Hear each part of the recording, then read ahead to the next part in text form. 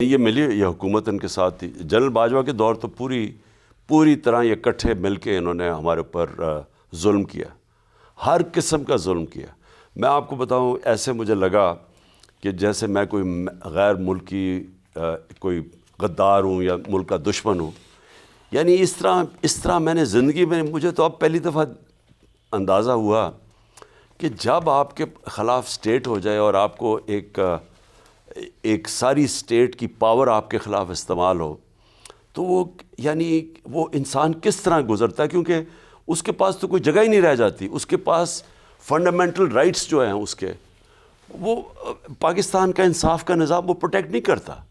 اب مجھے پتہ ہے کہ یہ جو مجھے گولیاں لگی ہیں، جو میرے اوپر حملہ تھا، اب تو خیر JIT میں چیزیں بھی سامنے آ جائیں گی. آپ 2-3 دن میں دیکھیں گے کہ کیا کیا چیزیں سامنے آئیں گی.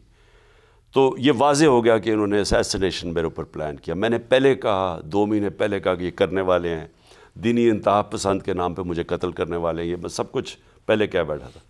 میں اپنی FIR رجسٹر نہیں کر سکا. ایکس پرائم منسٹر، پارٹی میری پاور میں پنجاب پولیس میری FIR رجسٹر کرنے کا. مجھے یہ بتائیں اسے کیا مطلب ہوا؟ اس کا مطلب کہ یہاں جنگل کا قانون ہے، یہاں قانون کی حکمرانی نہیں ہے. یہاں جو طاقتور ہے وہ جو مرضی چاہے کر سکتا ہے. یہ اگر مجھے دیکھیں، آپ سوچیں نچلے لیول پہ کیا انصاف مل رہا ہے ملک میں، کہ اگر مجھے نہیں انصاف ملا کہ میں اپنی FIR نہیں رجسٹر کروں. جو اعظم سواتی سینیٹر سے ایک ٹویٹ کے اوپر، ٹویٹ کیا کیا اس نے کہ باجوہ نے NRO 2 دیا. بچہ جانتا ہے کہ باجوہ نے NRO 2 دیا ہے، سب کو پتہ ہے. اس کے اوپر اس کا رائٹ ہے سینیٹر کا یہ کہنا، کسی بھی جمہوریت میں آدمی یہ کہہ سکتا ہے. اس کے اوپر جو ظلم کیا، جو اس کو ذلیل کیا، جو بچوں کے، اس کے پوتوں کے سامنے اس کو جو ننگا کر کے ٹارچر کیا، اس کے پر گندی ویڈیو بیوی کو بھیجی، اس سے زیادہ ایک معاشرہ کیسے نیچے گر سکتا ہے؟ تو خان صاحب، آپ کیسے ٹھیک کریں گے کہ ایکس پرائم منسٹر پہ اس کی حکومت میں ہوتے ہوئے قاتلانہ حملہ ہو جاتا اور وہ موجودہ نہ بچ جاتا، مقدمہ نہیں درج کرا سکتا؟ شہید ارشد شریف کی والدہ رو کے کہتی ہے اس کا مقدمہ درج نہیں ہوتا. تو ڈو یو تھنک کوئی بہتری آئے گی اگر آپ اقتدار میں آتے ہیں؟ تو کیا ایسا کریں گے؟ دیکھیں، ارشد شریف کا پھر جو باقی صحافیوں کے اوپر جو ظلم، جو ان کے لوگوں کو اٹھایا گیا، جو ذلیل کرنے کی کوشش کی، ایاز امیر کو اور پھر سمیع ابراہیم کو، پھر غلام حسین کو اٹھا کے لے گئے. یعنی اس طرح کی حرکتیں تو اس ملک میں کبھی نہیں ہوئی. دیکھیں نا، یہاں وہ ان کے اگینسٹ ایکشن لیا گیا جو اسٹیٹ کے اگینسٹ لوگ تھے، کہ سمجھا جاتا ہے یہ بڑا صحافیوں کے اندر بھی، حالانکہ وہ بالکل غلط تھا. لیکن ان کو یہ کہتے تھے کہ جی اسٹیٹ کے خلاف کام کر رہے ہیں. یہاں لوگ رائے حق پہ کھڑے ہیں، قوم کا اوپینین ان کے ساتھ ہے. اگر آج عمران ریاض لے لیں، اس کی جو ریٹنگ ہے آج YouTube پہ، وہ سارے صحافیوں سے اوپر ہے، اور وہ اس لیے ہے کیونکہ قوم سپورٹ کرتی ہے اس کے موقف کو. تو ان لوگوں کو آپ مار رہے ہیں اور ان لوگوں کے ساتھ کھڑے ہو گئے جو ملک کے نامور ڈاکو اور چور اور ہر قسم کے جرائم پیشہ لوگ، رانا ثناء اللہ جیسا بدمعاش، یہ شریفوں جیسے مافیاز، ان کے ساتھ کھڑے ہو کے ان لوگوں کے خلاف کارروائی کر رہے ہیں جو رائے حق پہ کھڑے ہیں. یہ تو کبھی بھی نہیں ہوا اس ملک میں. اور اس سے ہوا کیا ہے؟ ہمارا انصاف کا نظام ایکسپوز ہو گیا. اس سے ہوا یہ ہے کہ یہاں اتنا تکڑی اسٹیبلشمنٹ ہے کہ آپ کو وہ جو مرضی چاہے کر سکتے ہیں، وہ قانون سے اوپر ہے، وہ ہر قسم کا قانون توڑ کے کام کر سکتے ہیں. لیکن یہاں اس ملک کا انصاف کا نظام ان کو کچھ نہیں کہہ سکتا. یہ چیزیں سامنے آ گئی، یہ عوام کے سامنے چیزیں سامنے آ گئی، اور یہ بڑی ڈینجرس ہے ملک کے لیے. دیکھیں، ملک کے لیے ضروری ہے کہ عوام اور اسٹیبلشمنٹ ایک پیج پہ ہوں. وہ ایک مضبوط ملک ہوتا ہے. جب آپ ان کے اندر فاصلے پیدا کر دیتے ہیں، یہ ملک کے لیے آپ کو دشمنوں کی ضرورت نہیں ہے. مجھے یہ کہتے ہیں کہ جی ہمارا تو باجوہ سے میرے تو بالکل ٹھیک تعلقات تھے، ہمارا تو ایک پیج پہ تھے. ہم جب اکٹھے کرونا پہ اکٹھا کام کیا، یعنی ایک سب سے آرگنائزڈ انسٹیٹیوشن ملک کے اندر پاکستان کی فوج ہے، سب سے آرگنائزڈ انسٹیٹیوشن ہے. اگر آپ ان کو کوئی کام کہتے ہیں وہ ہو جاتا ہے. باقی ادارے سارے ہمارے انہوں نے، ان 2 کرپٹ خاندانوں نے تباہ کر دیے ہیں. اور جب ملٹری ڈکٹیٹرشپ آتی ہے تب پھر ادارے تباہ ہو جاتے ہیں، کیونکہ قانون توڑ کے آتے ہیں نا، آئین کے خلاف آتے ہیں. تو ادارے تو ہمارے سارے کمزور ہیں. جو مدد ہمیں ملی تھی وہ پاکستان کی فوج سے ملی تھی، کیونکہ وہ آرگنائزڈ ادارہ ہے.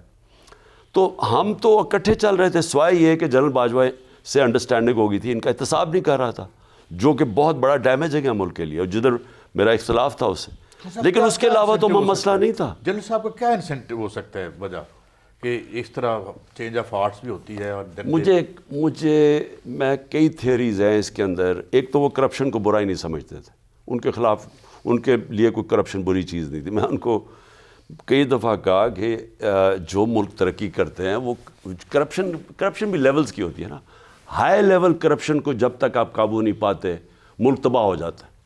ساری ڈیولپنگ ورلڈ تباہ اس لیے ہے کہ وہاں شریف خاندان اور زرداری خاندان جیسے لوگ بیٹھے ہوئے ہیں، ملک کا پیسہ چوری کر کے ملک سے باہر بھیج رہے ہیں۔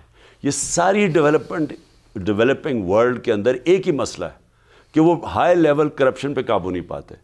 تو جو سارا احتساب ہے، یہ کوشش ہی یہ تھی کہ ہائی لیول کرپشن کو پکڑے۔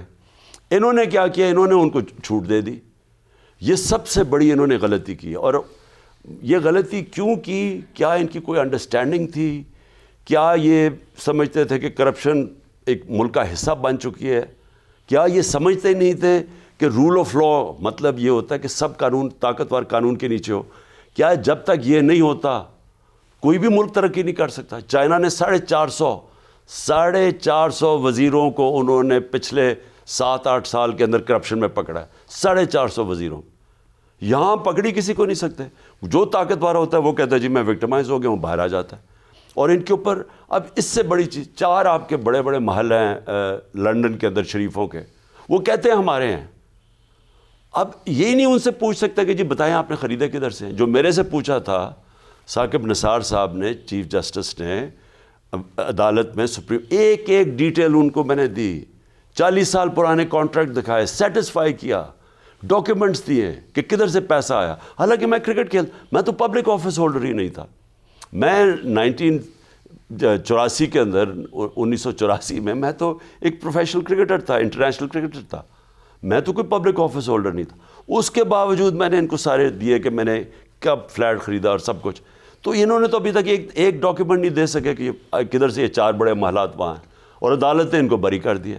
خان صاحب، آپ کو یہ پتہ نہیں چلا کہ شریف فیملی اور باجوہ صاحب کا گٹھ جوڑ ہو گیا؟ آپ کو پاس بھی آئی بھی تھی، کوئی اس قسم کی انفارمیشن رپورٹ نہیں آئی آپ کو؟ انفارمیشن آ رہی تھی کہ شہباز شریف کے بہت قریب تھے، شہباز شریف سے کانٹیکٹس تھے ان کے۔ یہ مسلسل انفارمیشن تو 1.5 سال پہلے سے آنی شروع ہو گئی تھی۔ تو آپ سمجھ رہے ہیں کہ باجوہ صاحب نے بھی کوئی ان سے بینیفٹ لیا ہوگا کہ اگر وہ ایک ایسا آدمی، ایک حکومت چل رہی ہے 3.5 سال سے، تو اس کو ختم کر کے جو معاشی صورتحال ہوئی ہے، دہشت گردی آئی ہے، تو نتائج تو اس کے بہتر نہیں آئے؟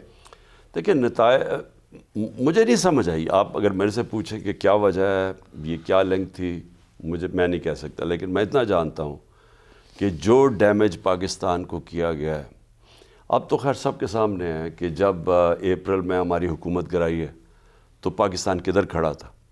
آپ کوئی اکنامک انڈیکیٹرز لے لیں پاکستان کے، اکنامک سروے آف پاکستان کے اندر جو انہوں نے پبلش کی ہے، یہ پی ڈی ایم کی حکومت نے، اس میں دیکھ لیں کہ کبھی بھی پاکستان سوائے مارشل لاء رجیم میں جب امریکن ڈالرز آ رہے تھے، اس کے علاوہ کسی گورنمنٹ کی پرفارمنس بتا دیں جو ہماری ہے، اس کے باوجود کہ 2 سال کرونا ساری دنیا کو افیکٹ کیا تھا۔ تو جو ایک بہترین پرفارمنس جب گورنمنٹ کی تھی، اس کو ہٹا کے ان چوروں کو اوپر مسلط کرنا، ان کے سارے کرپشن کیسز ختم کرنے، ان کو NRO2 دینا، ملک کی اکانومی کا بیڑا غرق کر دینا۔ آج پاکستان، کبھی بھی پاکستان کے معاشی حالات اتنے برے نہیں جتنے آج ہیں۔ میں پاکستان کی تاریخ کی بات کر رہا ہوں۔ پاکستان ڈیفالٹ کے سامنے کھڑا ہے، اور ڈیفالٹ کا لوگ اندازہ نہیں لگا سکتے کہ ملک کو 5-6 سال پیچھے چلا جائے گا۔ یعنی جو مہنگائی آئے گی، ڈیفالٹ خدا نہ خواستہ ہو جائے، وہ آپ اندازہ نہیں لگا سکتے۔ اور دوسرا راستہ، اب IMF کا پروگرام ہے اس مہینے، IMF جو کنڈیشنز لگائے گی، پھر مہنگائی آئے گی، تو کون ذمہ دار ہے اس کا؟ ہاں صاحب، یہ تو سوال آپ سے ہے نا کہ کون ذمہ دار ہوگا جو ملک کو اس اکانومی کی کرائسس میں ڈال دیا گیا؟ نہیں، ذمہ دار تو ایک آدمی ہے، اس میں تو کوئی شک نہیں۔ اب سوچنا تو، اب تو ہم یہ سوچ رہے ہیں کہ اب اس سے نکلیں گے کیسے۔ دیکھیں، اس سے صرف ایک طرح نکلیں گے کہ صاف اور شفاف الیکشن کروائے جائیں، کیونکہ اس سے کیا ہوگا، ایک دفعہ ایک گورنمنٹ آ جاتی ہے مینڈیٹ کے ساتھ، پھر پولیٹیکل سٹیبلٹی آ جائے گی۔ بزنسز انویسٹ تب کرتے ہیں جب ان کو یہ پتہ چلے کہ اگلے 5 سال یا 3 سال ایک حکومت بیٹھی ہے، کیونکہ آج میں کبھی بھی اپنے پیسے نہیں لگاؤں گا اگر مجھے یہ پتہ نہ چلے کہ گورنمنٹ چلے گی کتنی دیر.